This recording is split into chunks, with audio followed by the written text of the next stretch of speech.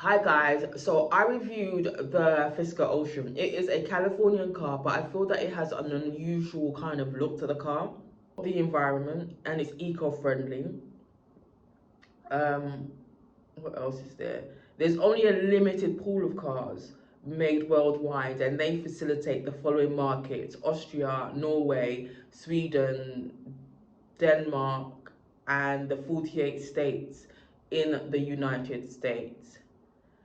They have a waiting list, and they do sell out pretty fast. Now, I think my biggest peeve, or I think my biggest annoyance with the car is that it was very compact. When I mean compact, I mean too compact. Like, the windows are small, especially sitting in the driver's seat, and it's worse, right, if you're in the passenger seat. Before I obviously get into the kind of intricate details, let me give you the specifications of the car. Now, the car is clearly two-toned. A fan of the two-tone color. I prefer the chrome color, or just a single block of color. Anyway, it's a 5-door, it's electric, it's got panoramic roof, it's got a solar panel on the roof. It's obviously got a huge boot space in the back. It has a monitor, so that it has a monitor inside the car, so that you can obviously catch up with the latest entertainment and infotainment in the car.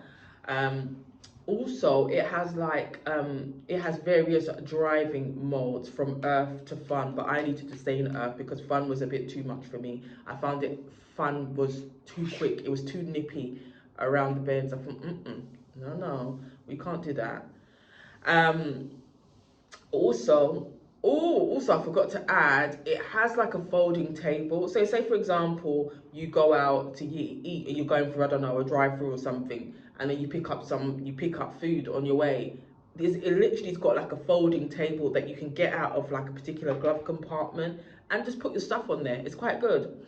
Now, for me, I feel like the interior is exceptionally exquisite. It's got great attention to detail. Obviously, you can customize the colors to your own liking through the app. I will obviously get to that later. I drove the top of the range, which cost about 59,000, and it felt like they were trying to keep up with Tesla, to me anyway. I say this because the first thing I was told was that, oh, we can't precondition you can't heat your car prior to obviously getting in there. And I just thought, okay. What I did like, however, is that it had a slot where you could essentially lift up a small folded table and eat your food on, which I think was pretty good. So as you guys know, the car is electric and has an app which you can essentially order and customize your vehicle, and obviously arrange for you to receive your car. You can lock your car and find the nearest charging station for your car through the app. So that's quite good. Now, when I was speaking with a consultant, they advised that they will be updating their software, so that you'll be able to kind of preheat your car prior to obviously getting in there, because that's one of the key fundamental features of Tesla. You can actually preheat your car prior to getting in there. Tesla is just literally off the chain, seriously, and when it comes to tech and innovation and stuff. I see the other cars that are obviously implementing tech into their vehicles, obviously trying to keep up, but hey ho, that's just me. Here is a look at my test drive. So essentially, when you're getting into the vehicle, the first few things you're going to do is like adjust your seats, adjust your steering, and adjust your mirrors. So to adjust the seats, you have the two buttons here. One adjusts the back of the seat, and then this one has 4 different functions: forward, back, up, and down. To adjust the steering, there is a function on the screens that I'll show you once we get in. And then to adjust your mirrors, you basically select left or right here on the physical buttons, and then you use the directional keys to adjust your mirrors, so you're comfortable. Screen, you do have your navigation page as well as your current media that's playing, and your quick heat settings. So once you press any of them, they kind of like come up big on the screen. So I'll show you. So that if I want to go to my climate controls, right, or if I go back home, wanted to go to my map, I can actually put the map big as well. Yeah. Just let me first here. I do need to. Do you find the steering wheel heavy? Because I find the Range Rover heavy, but I think it's because the car's heavy. Yeah, I think the car is bigger and heavier, but I wouldn't say that it's like much heavier than the Model Y, to be quite honest. But that's in my personal. No, I'm talking about. And then maybe the digital thing at the top.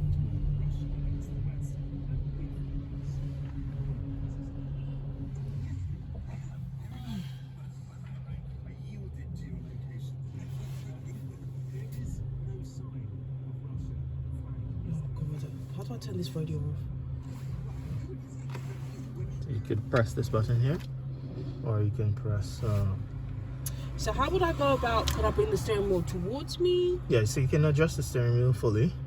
To do that, you just go into your settings cog here, and then you go to. Are you recording that? Adjust the steering up, down,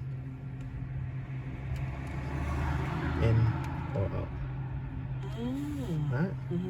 And then you just press done, and that's it. And then you go back to your main maps. This is not as bad as I thought it was gonna be at all. So if you're parking and you're just unsure of where your wheels are, you can use the 360 camera, and you can actually move it around to see where exactly your vehicle is. So right now you're in the test drive parking bay, and everything's good. And then to get rid of it, you just press X.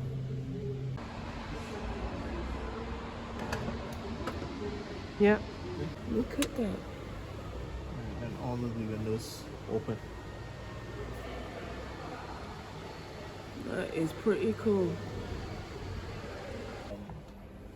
You're shopping on the hooks and stuff. Oh, you remember I said that the vehicle has solar panels, so I think this is kind of pretty cool. However, in a sunny state such as California, or in a country where it's typically hot all year round, I would say you can't heavily rely on it, because it only gives you like a 3% charge, and I don't know what that works out to be in a year if you're going to do that every day. So yeah, and I just think that it should only be used as a contingency, really. Now they're the only company that I'm aware of that have obviously decided to implement solar panels, which I think is pretty amazing. I think it would be good to see other types of cars being created, not just EV cars, but how plastic cars can be used as a fuel source for cars, as opposed to kind of electric, diesel, or petrol. Do you know what I mean? As there's so much kind of plastic in the world. A company that I'm actually aware of that decided to implement solar panels in their car, which I think is pretty amazing. I think it will be good to see other types of cars being created, not just EV cars. Because how about plastic? How come plastic can be used as a fuel source for cars, as opposed to like electric, diesel, petrol, hydrogen? Do you know what I mean? And through research and readings that I've done, I know that you can substitute plastic as a fuel source for all these other different energy sources, even oil maybe. Just my thoughts anyway. Peace out, take care, till the next time.